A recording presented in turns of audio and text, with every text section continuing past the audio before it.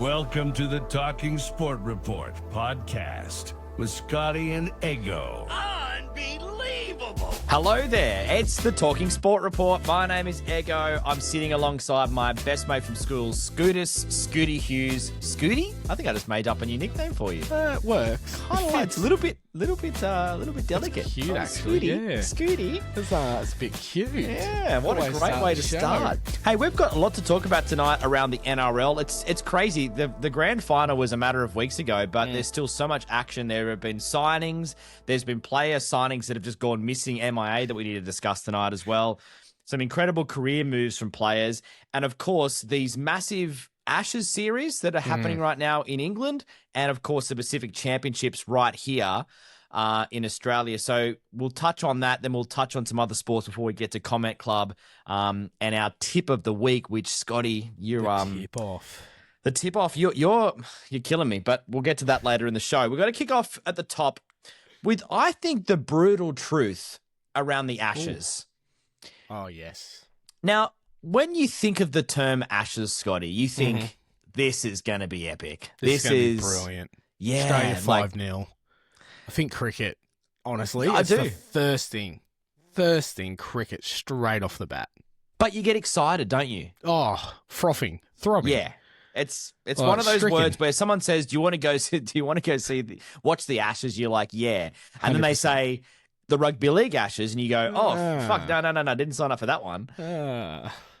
Is Australia just too good? Like, are they just absolutely hammered the Poms over in England in front of 60,000? So it wasn't like they didn't have home support. Good crowd. Yeah. I don't know. Did the Aussies really get out of second or third gear? Well, yeah, that's the problem, isn't it? Like, not like they played that good. Yeah, true, very true. And just having a look at it. I mean, a few different names in that side, but what about Walsh? Seriously, like, I don't know. I'm left speechless almost. Well, it's funny. There's not many people who can get away with playing a game of football and then walking around post-game in a pair of budgie smugglers and being okay. Like, right now we're like, Reece, take them off. Just get your dick out. I mean, at the moment, we don't even care. You're that good. Oh, shit. Show us your Brisbane Bronco. Yeah. You know what I mean? Get it out. Show us the lasso, mate. Yeah. Fly me around the neck with it. I don't even care anymore. You may be a Queenslander, but whatever. Right now, you're an Aussie. Saved 2 tries, scored 2 tries. It was just everything. That I was almost hoping that ball he took on his own goal line, and almost went the whole lap of the field. Just like one of those plays where you're like, God damn it, the guy can't do anything wrong right now. Yeah, it's nuts. Is he the best player in the world? At the moment, 100%. 100%. Shit game for a multi. Like, seriously, who's all right. Walsh, 2 or more, fair. Who the fuck's getting on Angus Crichton for 2 or more? Who's getting on him for 1? But in all honesty, I've heard some mixed things as well. Like, granted, Australia dominated this match, 26-6, conceded with 5 minutes to go. So it's not like they were in it at any point. But I've heard a little bit of chatter around Munster. Is Munster that good? Did he dominate? Or is he simply going out there and just doing his job and the media are just hyping him up beyond ways they need to? I mean, what's your case in point? Who's hyping him up, do you think? Oh, I mean, like I said to you, I just had a bit of a Google going through the news and things like that. 9 have said that he dominated the match. Dominated. But that's all you need to say, though. Do you understand what? I think the other day, Cameron's Munster said he's got 4 years left in him. So everyone at Channel 9 started thinking, wow, in 4 years' time, we've got a new commentator. 100%. He played the greatest game ever. You know what I mean? But, I mean, that's the thing. In 4 years, do Channel 9 know if they're going to have the rights to this? I mean, I think they yeah. But I mean, I'm hearing just a lot of things about. I don't know. There's people out there who want to see Moses have a crack. They think he's a better organizer. They think he creates more. Whereas I don't know. We've sat here in the past, you and I, and we've talked about Munster. We've said how good he is, how he can change a game, how he single-handedly second game of Origin. Not that we want to go back and touch on that because that was almost out of our memory. I don't know. I've just got a lot of people out there, and you know what? Surprisingly, it's not Jimmy. It's not Jimmy that's pumping for Moses to get this run. Who is one of our bigger fans of the podcast, and we have got a message from him in Comment Club, which is nice to see his face again. I don't know. I just get a lot of people out there that feel like Munster's just not all it. Yeah, but you know what happens though? He's the kind of guy who next game will come out and have a blinder. Like he's the guy who just, when you got Reece Walsh doing what he's doing, Cleary just smooth as she goes. You know, your Harry Grants of the world, all those kind of people just rolling over, doing everything they need to do. Then Munster just seems to go quiet because he doesn't need to do anything more. He doesn't need to stand out. Yeah, it's like when Queensland's got their back to the wall and, you know, he's just lost his father, he steps up. And maybe he didn't step up enough in the grand final, but that was a weird one from a Melbourne point of view, how they played in that grand final against the Broncos. But it's a hard one to sort of say. I mean, I still think he's the best 5'8" going around. And if you were going to start a club, you probably would be one of the first picked, right? Yeah, probably. Him or Wishart. Your love for Wishart has no end. Couldn't help it. You just left it there for me to have a crack at. But as you were saying, just to circle back, I'm just worried that this Ashes is now just going to become hopefully a 1 in every 22-year event, as it has been, looking at this result, because Australia didn't really bust a sweat and have run away with it. Is this what Game 2 is going to be like? Here's my hot take. If I'm a betting man, I am, I'm jumping on the England team for Game 2. Here's why. What's that paying? God, we're a bunch of rock stars. Oh, yeah. In Australia. We are a bunch of rock stars. Now, we love Walsh, but he was, again, strutting around post-game in his budgies, signing autographs, poking out women's eyes with his large penis. So it's to me, it just screams of like, we're going to go, oh, God, that was easy. We didn't try. England are very defensive-minded. Their coach is a very defensive-minded coach. He's going to be pissed at this. I don't think England get their pants pulled down 2 in a row. I think they bounce back. Now, the question is, I wonder what their start is, because if they've got a start, like a decent start, I don't think they'll get hammered by 30 again. That's actually pretty good. So I've just had a look. England at 6.50. Good bet. Did it's open a at 5.50, and Australia opened at $1.15. Now at $1.12. Wow. England with an 18.5 start are $1.84. I would stomp on that. I don't think they get hammered that. I reckon I would stomp on that. Oi, put it in your tip-off. No. Come on. Double down, sweetheart. No. But I will have a cheeky. You know what? I might put it in my tip-off. Yeah, fuck you. I might put it in my tip-off. I might actually pivot and put. You know, you're actually got a good point there. Hey, it's funny we're sort of saying how the Australia versus England game, and we kind of feel like the Ashes is dead. Should we create a new Ashes and just take on Samoa? Because my God, that team is stacked. You ran through the names, and it's kind of a weird one because it's like everyone at the end of the season, like there's guys playing for New South Wales, Australia 1 minute, and then Samoa the next minute. It's like they go to a swingers party and everyone throws their keys in a bowl and everyone pulls it out. Oh, I'm playing for Samoa now. Like I can't follow. I think they need to work out where they're going and lock that in.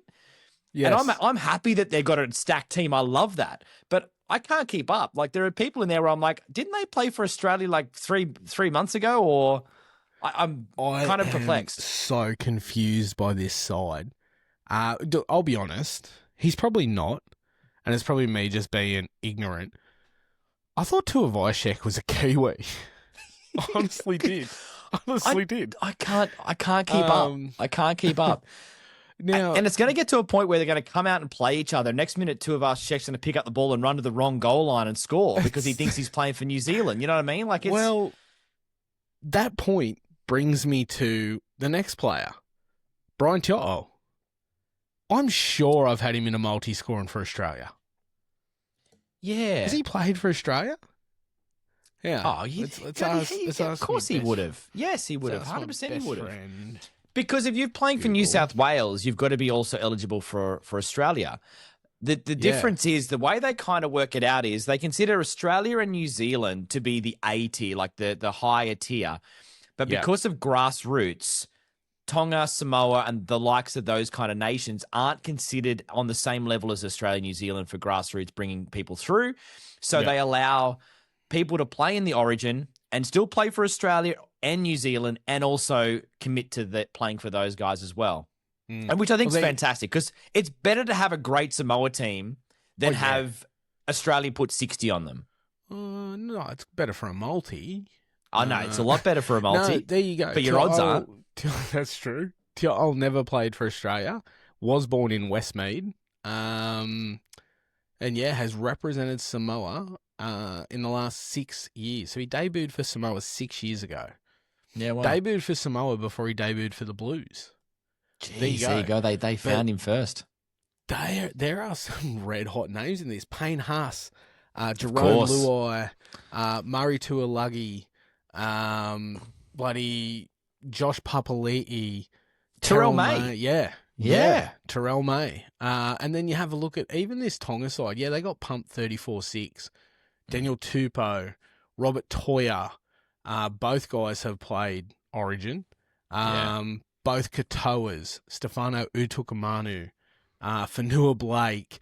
There's some bloody good players out there.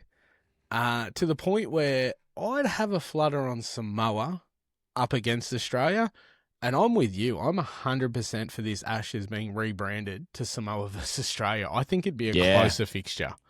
Let's get some palm trees. Let's burn them into ashes, and let's make that the new urn for the Ashes. And let's say England, pick up your act and pick up your game, because right now it's nowhere near to the standard that we needed to be for international international football.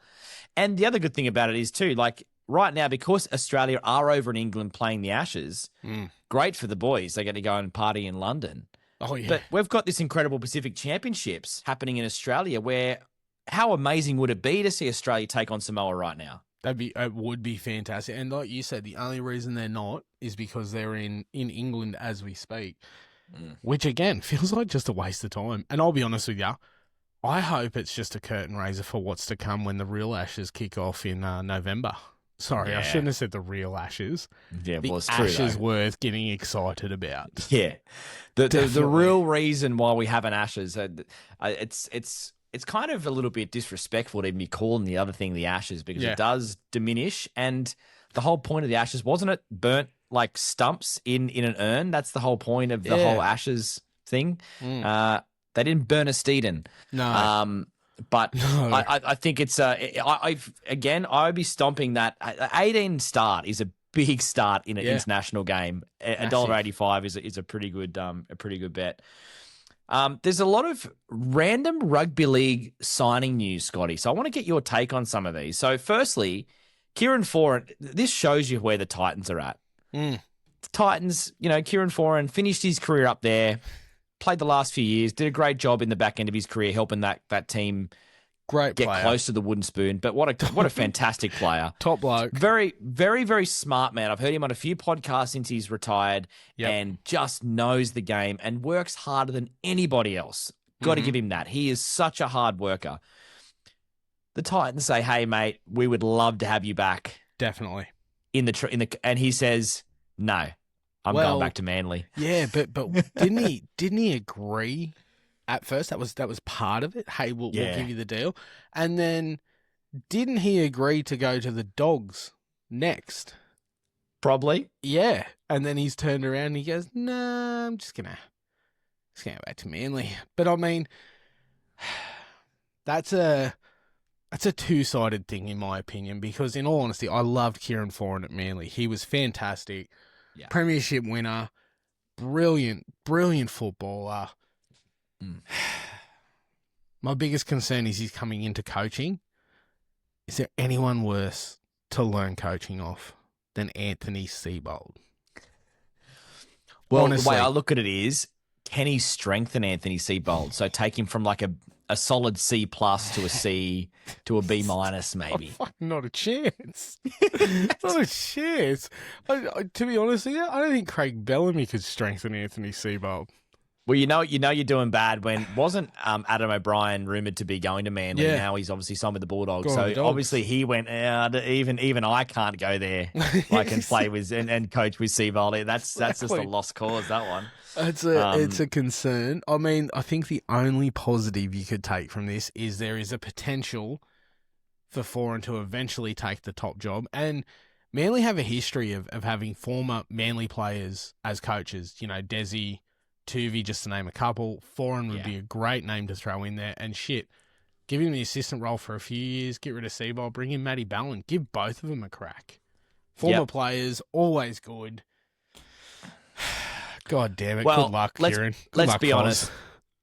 Former players make the best because we get the moments, and I have two that come straight to mind. Mm-hmm. You've got former player in Jeff Tuvey. Yep. There's got to be an investigation into this. Still one of the best quotes at a press conference.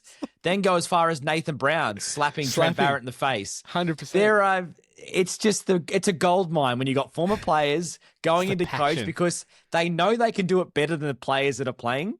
And they're annoyed that they can't do it. And it's like, you know, when you're in the backyard with like a grandpa or something and he knows he can do it better than you and he just wants to smack you in the head and take the shovel off you, but he can't physically do it anymore. That's kind of what happens with that. Hey, I'd love to get your take on what has gone down. Oh, I know where you're going. I know exactly where you're going. I'm going to read this out for everyone who's listening, just so if you haven't been across this story, try and keep up. Because it's bloody hard. Okay. So Jonah Pezzet, he was found basically this year when Jerome Hughes went down with a suspected broken arm that didn't seem really too broken. Yeah, was it really? Anyway, but he played throughout the year because it wasn't his first injury for the year, Hughes, was it? He had multiple injuries. So definitely. He really was, it was a breakthrough year for him. He played extremely well, fantastic footballer, and has potential to be a brilliant number 7 in the future. So the Parramatta Eels have noticed this and they have signed him, but only for 1 year. Yes. Because then he will sign for the Broncos the year after in 2027 and play for the Broncos. And apparently now Melbourne have now thought, okay, that was kind of our insurance for Munster. Now he's gone. They've sort of done the backflip on, apparently Munster was given that, you can go to the Bears, that's all good. Now apparently that's off the table, that they kind of want to sign him again. Keep him so around. Potentially he reckons 4 years left in him. So that means he's a Munster, a 100% lock in Melbourne now and no chance at the Perth Bears. This is just a weird thing. Yep. Have you ever, anything you can recall, have you ever seen a deal like this? No. Like, hey, I'm gonna join you boys in a couple of years, but on the way up, I'm just gonna stop for 12 months and hang out here for a bit. It's like the longest road trip from Melbourne to Brisbane ever. Yeah. With almost a residency in Parramatta. I've never seen anyone do this. Correct me if I'm wrong. Anyone out there, has any player ever signed for a team but slotted in between at a different club? We've seen a lot of unique things in the NRL. We've seen players like Cherry-Evans sign for a team and do a backflip. Massive. We've seen players sign for a team and then get done and do jail time. We've seen players sign for a team and put fingers in bums on like Hopewadi. We've seen a lot in the NRL. But we've never seen someone sign for 2 teams in a row. It's not like he signed for a year and then will sign he's literally signed this contract now. And the weirdest part is Parramatta, they're going to be good next year. Yep. But I didn't think, Jonah, again, if this is a side getting that last piece to win a premiership, you go, okay, a 1 year rental makes complete sense. Yep. But it's not like Pezzet's going to turn Parramatta into a premiership winning team. Maybe it will. I don't know. I feel like he's a bit junior for that. And that's where Cherry-Evans kind of comes in as a possibility of that kind of deal. But isn't he going to the Roosters? Who knows? Who knows with that guy? Jesus Christ. And the other thing about this too is it has absolutely confirmed that Reynolds has got 1 year left. This is his last year. So 2026 will be it. And here we were talking about how it's gonna be dead. There's no rugby league. Grand finals finished. What are we gonna do? We need to do this. We've got to brainstorm that. Now we're talking about bullshit deals, crazy shit we haven't seen. We're talking about players doing backflips on freaking coaching gigs. Yeah. And you reckon we weren't going to be freaking busy? Are you kidding me? Well, and the funny thing is, a lot of it's all centered around Parramatta Eels. So is it a weird one for them? Like, what do you see them getting out of this? I don't honestly. I don't know. It's a good deal for them, short term, but like you said, it's only for 12 months, which is it's a concern because he's just burst onto the scene. It's evident that he's got a brilliant future, but then there's the other question. Is he the product of Melbourne's upbringing? They've trained this kid. They've introduced him to their way of football. He's a born winner. Is he going to leave them and all of a sudden he's like a busted arsehole? Is this a case of Parramatta's brought him in because they have a young half that they're really banking on, but he's just not quite there? Let's give him 12 months. Yeah, 12 months. Let him build his strengths and his skills for another 12 months. Then we'll bring him in. That's not a bad take. I don't hate that idea because, again, it's hard to get a quality 7. Definitely. So maybe Jason Reynolds is sitting here going, all right, this guy's still a year or so away, maybe even 2 years away technically. At least this will kill 1 year, and it won't be such a burden on us in 27.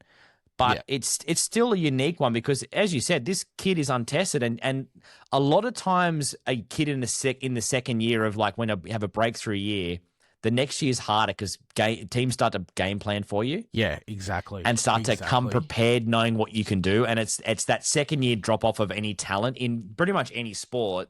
The year after you've had a really good year is always the toughest. Is this also a case of they've got a young side, Parramatta? They have a young side. Let's, like we said, bleed this youngster for another 12 months. Work on those other players because they do have a very young side who you and I did sit here and say with a fit Moses would have caused a hell of a lot of trouble and a lot of damage.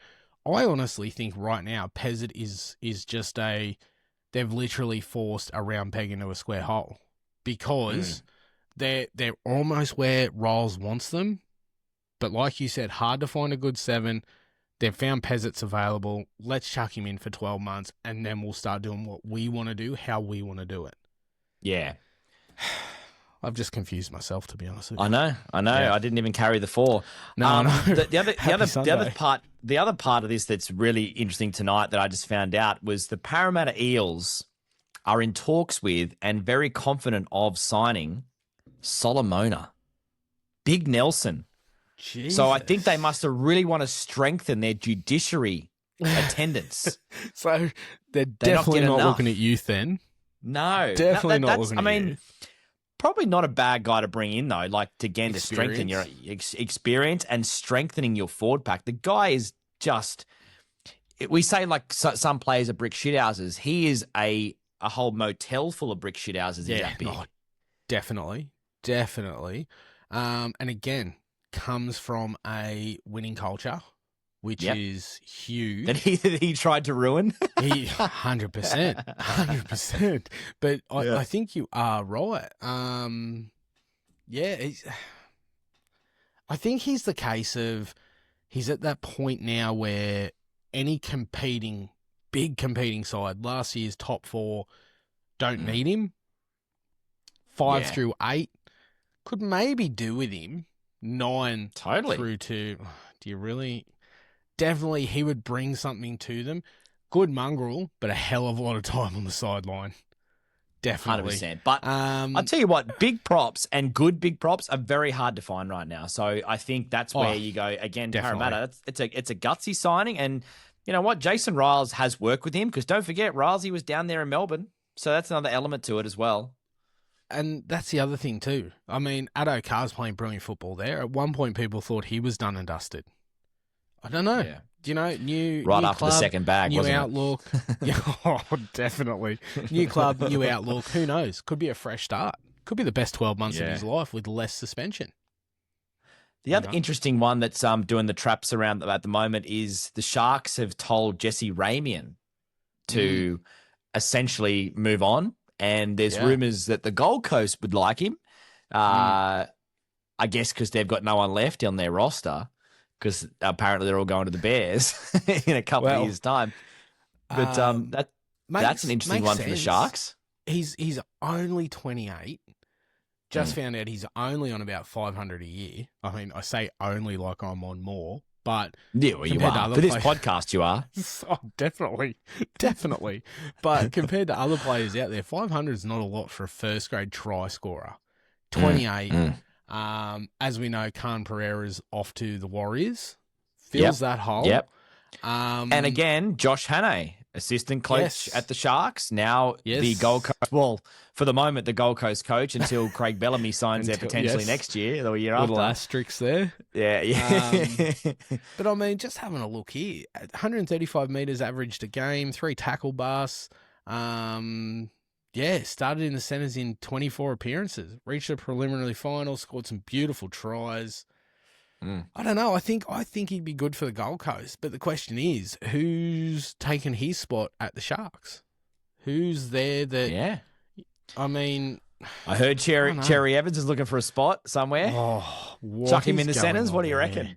Well, have you heard any news on Cherry? Like, that is the most weirdest contract talks where it was all going to happen.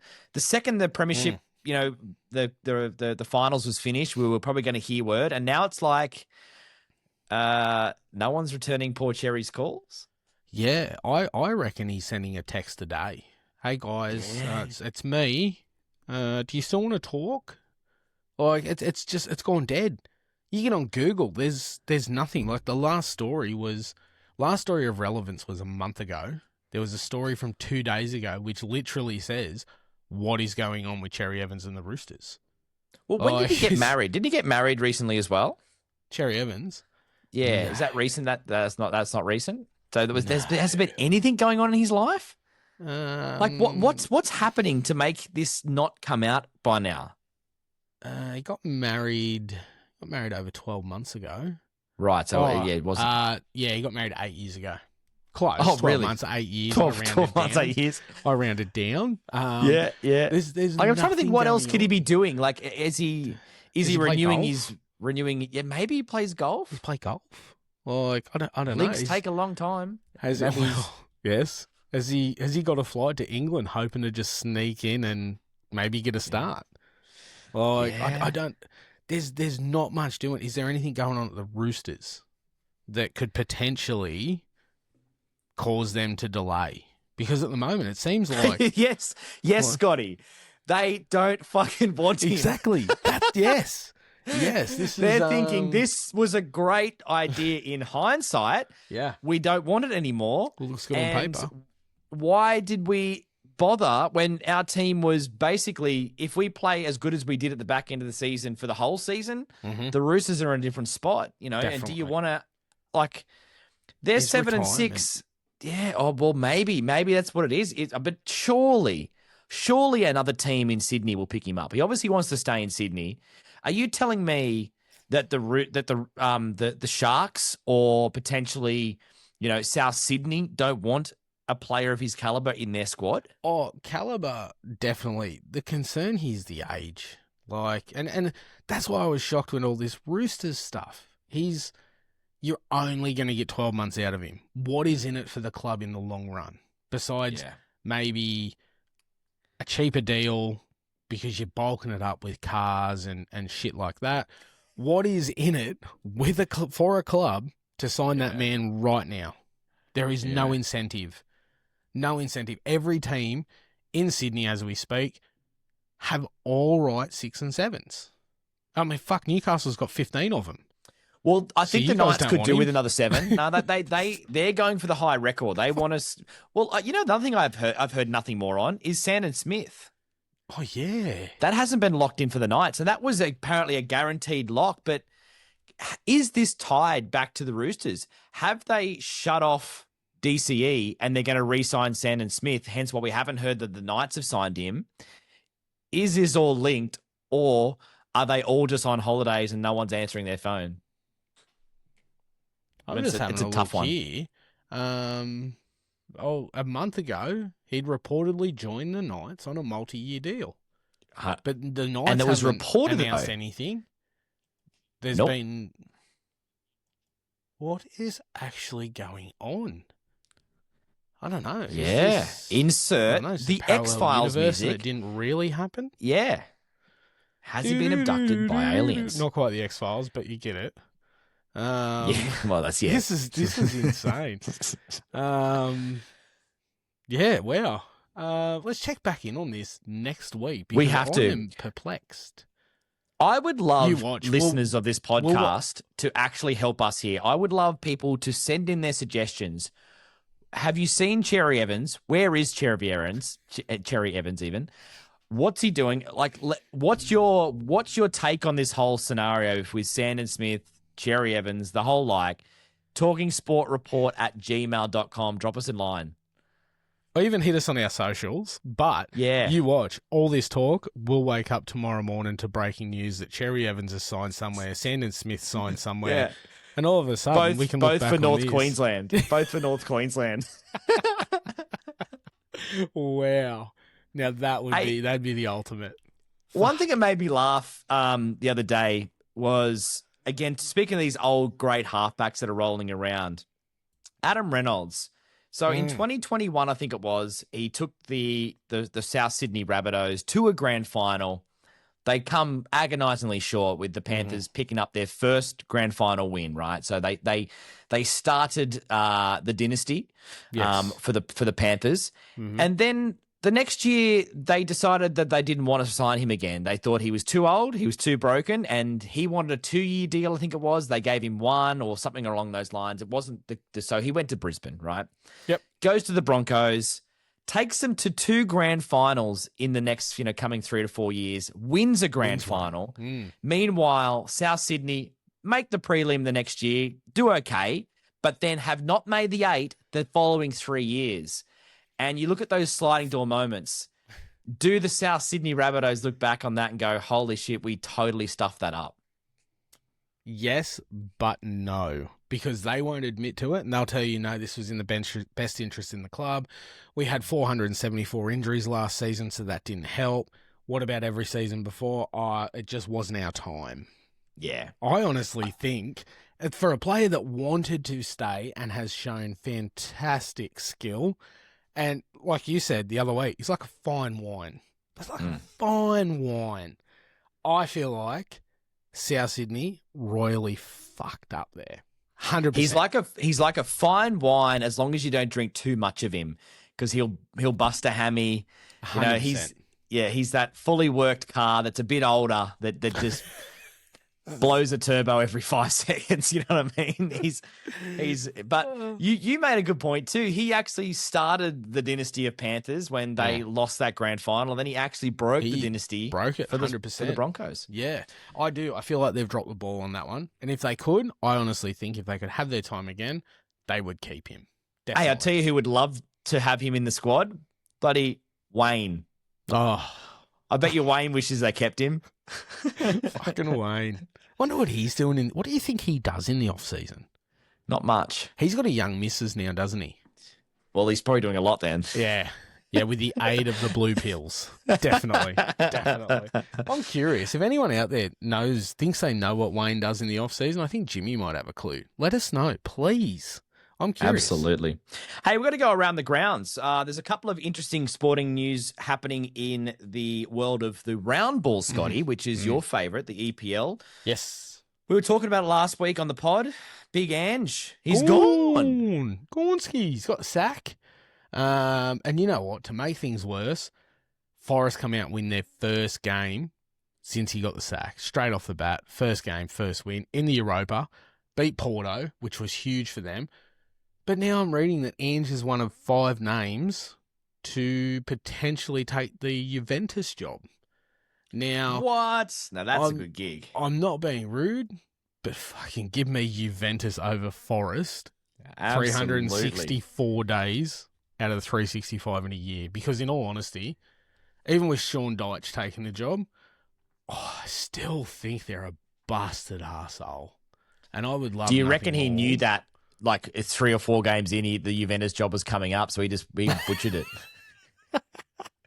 I hope so, because in all honesty, if there's one thing that I hate more than Ange, it's fucking Forrest. Yeah. Seriously. Yeah. Well, that actually talks to the original. Remember there was a rumour floating around that he had a punch up with the owner in the tunnel after the game, and did you say it was definitely not true? No, so the rumour was... apparently it didn't happen. Apparently they threw fists. It'd be I can't talk, but it would have been one of the unfittest fights you've ever seen. Oh, there would have been some heavy breathing. There'd have been bells every 3 seconds to stop the fight and put a chair down for them to suck him in. But having said that, with that talking to our Juventus point where he's gone, how am I going to get sacked? Maybe the manager comes through and the owner comes through and says, you look, Ange, you're doing a good job. Just keep going. He's like, nah, I want Juventus. Bang. So I really wish that was true. Apparently, he simply went in, said goodbye, and apologised to the players, and off he fucked. Yeah, Gone. And the sad part was he was walking out to his car and his briefcase fell open and a few hundreds just fell out because he's just got so much fucking money now. I'm almost certain I read, and don't quote me on it, I'm pretty sure that for 30 odd days' work, he got like $8.7 million payout for 39 days. Juventus wouldn't be a cheap gig. It wouldn't be like, hey, come here for unders. You know what I mean? You'd be getting more money to go there. And he'll have more money to spend in January. And I don't know. Italy's pretty fucking broke when it comes to football. I don't know. It'll be interesting to see what happens. But overall, yet again, Ange has failed. There you go. Watch this space for the beauty of Juventus so we can talk about Ange some more. The Dodgers and the Blue Jays, the World Series is on. It's quite a tight one. Very. It's 1-1 in the series. As you know, Americans love their best of 7. Fucking Blue Jays towed them up in game 1, 11-4. I'm pretty sure they scored 9 runs in maybe the 7th or 8th inning alone to beat the Dodgers 11-4. Dodgers then come out, game 2, beat them 5-1 to level the series. Next game will be on Tuesday morning, 11 a.m. So it'll be interesting to see how that plays out because the Dodgers are obviously big favourites. But shit, I'm getting sick of seeing them being successful. So I'd really, really love to see the Blue Jays win this. Ohtani, bit quiet after a massive NLCS, sorry. He's just resting those knuckle pucks. He's resting his beautiful shoulder. You watch, you'll have a couple of big games, and the World Series will be all over. Dodgers win. You know what? Wouldn't be surprised, to be honest with you. Interesting to see, but we'll touch base on this next weekend. Definitely. 100%. The last one to touch on, Piastri. Is he also gone? Struggling, isn't he? Struggling. We sat here a month ago and we said, do not write Verstappen off. No one likes Verstappen. Not even Verstappen's mum likes Verstappen. That's true. That's a good point. Point. The guy can drive. He can drive. I can fucking drive. You can't drive. No, you're right. So he's 40 points behind as we speak. It's not enough. No, it's not. Not the way he is getting results. Norris now is only 14 behind, and the Mexican Grand Prix is on tomorrow morning. Norris has pole. Verstappen is in 5th. Piastri coming off the grid at 8. I honestly think it's just getting harder. And we only sat here months ago and basically praised that, this could be our first since the 80s. This is great. Yeah. I hope we didn't jinx him. Maybe he hasn't won one since. Fuck. Could be the unbelievable. Sport Report curse. No, don't say that. Don't say that. It doesn't matter. I think we've already done him. That's true. Yep. I love Max Verstappen. I think he should win every race from now on. Let's let Norris. That curse. And Norris 1 and 2. Yep. 1 and 2. Yep. Let's just throw a bit of the curse that way for a few minutes. Boom. And we love to see Parramatta succeed. Anyway, moving on. I think we've cursed enough in the last 7 seconds. Cursed enough. All right. It's time for Comment Club. Normally I ignore all the comments. I get a lot of them. I've got to get paid for this crap. Thank you, Donald Trump. Mate, that guy is just Loves doing the more and more Aussies. outrageous things at the moment. Loves the Aussies. Can I Thanks, say Don. that through the week, the comments about him just giving Kevin Rudd a bit of a spray. Wasn't that good? That was Oh, fantastic. I love it. was There's one brilliant. Aussie no one can ever love, and that's Kevin Rudd. Although so he did give us free money, didn't he? Was it him that gave us the stimulus? Who knows? We with that need guy? another one. Anyway, we're obviously not here not. for politics, are we? We're not here for politics. No. Let's move on. So basically the comment club, if you can drop us an email anytime, talkingsportreport@gmail.com. Put a good comment in one of our videos on our socials. We're on Instagram, TikTok, YouTube @talkingsportreport. We will talk about your comment right at this point in the show each and every week. So we've got some crackers. Now we spoke about this a few weeks ago around the new. We're not calling it number one fan because no one is the number one fan of this show. That's right. But we want to find a way to celebrate people, and it's the show goat, the show greatest of all time. So this week's show goat, Well, Scotty, it's your mum. throat goat. Don't say that with your. That is, your mum listens to the podcast while she's driving. She would have just driven off the road knowing you called her the throat goat. That's fucked. Anyway, moving I'm so sorry, on. Tess. No, but let's talk about this. That was a She- fantastic picture. She's taken it for people watching this. It's on the screen right now. But if you are not and you're listening to this, basically she's got a can of her classic Diet Coke, and she has got a Talking Sport Report stubby holder. Mm-hmm. No one's got these yet. She's the only one with them. Yep, exactly. She's holding them hostage. Pretty sure she wants $150 each for them. No. They look good. They look the goods. Is there really anything else in this world you need when you're having a cold one than to see you and I? Oh, Brilliant. she did say as a caption, "Best thing to keep your drink chilled." And look, it's beautiful. It's a thing of beauty. It's a thing of beauty. And lucky it's the cartoon version of us, not our definitely. physical heads. Definitely. Otherwise, Tess might have got a little bit too excited and spilled a Coke. And if anyone has any interest in said stubby holders, reach out. Seriously, reach out. We'll do a deal. We've also got stickers here that I'm sick of looking at, to be honest, because they're going to end up all over my house. I've already put one on the fridge. Yeah. So as each week passes, they end up on more and more things. Love it. Another photo I'm going to chuck up on the screen right now on the YouTube version of the podcast. That's a stitch up. It is. It's from one of the big fans of the show, Jimmy. He sent through a photo. Now, for anyone listening, it's basically the guy who looks like, it's Hainsey. He looks like you, Scotty, so much. Does not. And everyone keeps commenting on. Funny enough, people comment on our video saying, "Oh my God, Hainsey's doing this podcast," and then obviously people grab his snapshots. Now he's over there in England watching the Ashes. Is that right? Oh, I don't know if he's. Oh no, that's Suncorp. He's at Suncorp. Yeah. Do you know the biggest Watching the issue? Jillaroos. Do you know the biggest issue I have with this? What's that? I was on board with this months ago. My biggest issue, and I'm not on board with it anymore, because that prick ghosted us. We were he did too. in line to have that prick on this show leading into the finals, and he fucking ghosted us. That's why I am off that picture, and I'm off that comment, and I'm off Hainsey. And I hope, putting the curse on, the Roosters do super well and succeed every fucking week. It's another curse. Boom. Oh, that's Boom. right. You want the reverse to happen, right? Yes. Yeah. Mic drop. Nah, good. Mic drop. Hey, another one from Jimmy. He's been busy on the email He this has. week. But he must made have had a a really few. good point. Now, last week, we raised a very, very interesting topic that Nikita Zoo has had a car crash and is in trouble in his boxing career. Now, apparently, it's not as bad as the first thought, but it could delay the big fight that's coming up with, is it Michael Sarafa or something like that? There's a big fight coming up, and we were keen to hear it. Now, Jimmy makes an incredibly good point. Right. Did you know Nikita Zoo's wife's name is Nikita Zoo? No. Yes. No. So who had the car crash? Do we know for certain it's the male boxer or is it the wife, Nikita Zoo?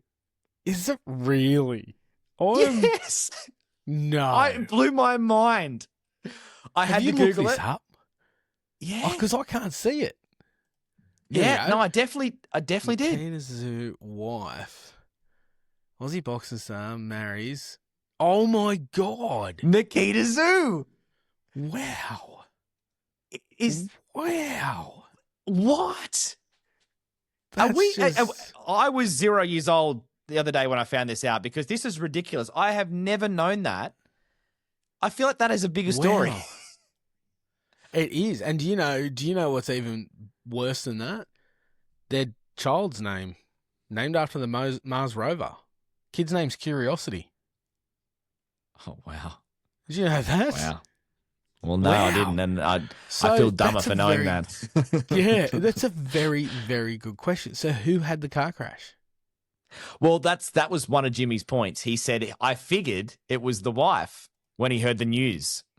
And then, Wow. obviously going down the line that females can't drive is what he was alluding to. You know what I mean?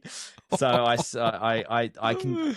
Well, apparently Wow. Nikita Zoo, the boxer Nikita Zoo, I think he was a passenger in the car crash anyway, right? Wasn't he? So I don't Wow. know. I can't believe we've just gone down that path. Yeah.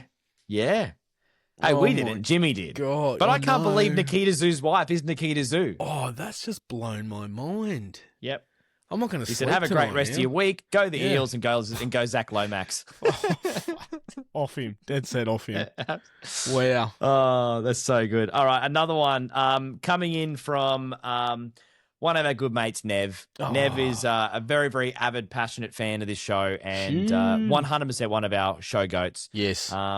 He's having to put up with our terrible betting in our punters club as well. So again, sorry to all the punters club boys out there. There's been some cracking bets, by the way, but we are not very good at it. Yeah. He said, listen here, C words. Oh. I don't care about how good Scotty Boland is. You leave that puppy alone or I'll be living... Oh, he said, I'll be living the shit out of you with Jimmy's hammer. I think he meant I'm giving the shit. I'll be giving... Beating the shit? Beating the shit? Maybe autocorrect is terrible on these sort of things. Then fuck that Unless puppy. the puppy isn't a dachshund, then fuck that puppy. Now, that is us talking about how Scotty Boland can do no wrong. Yes. Could kick a puppy and Australia would still back him and blame the puppy. 100% can confirm it was not a sausage dog. No, it wasn't. No. So But fuck Scotty that puppy. Boland can do nothing, can do no wrong. Exactly right. Nothing. I did text back. You get Scott's name out of your mouth. God, I love a good throat goat. Exactly. That was brilliant. No, it wasn't a sausage dog. Fuck that dog. Have you got anything for the comment club or are you out this week? No. You took the one from Nev because I also got said message. So anything I would be just making up. But shout out to Nev though. If you didn't see, did give us a big plug in the Punters Club group. Told the boys to have a bit of a look, get on board. So yeah, thanks for that, champion. And remember, I've got fucking stickers here. Come get your stickers. Come get your stickers. Before they end up on another fridge.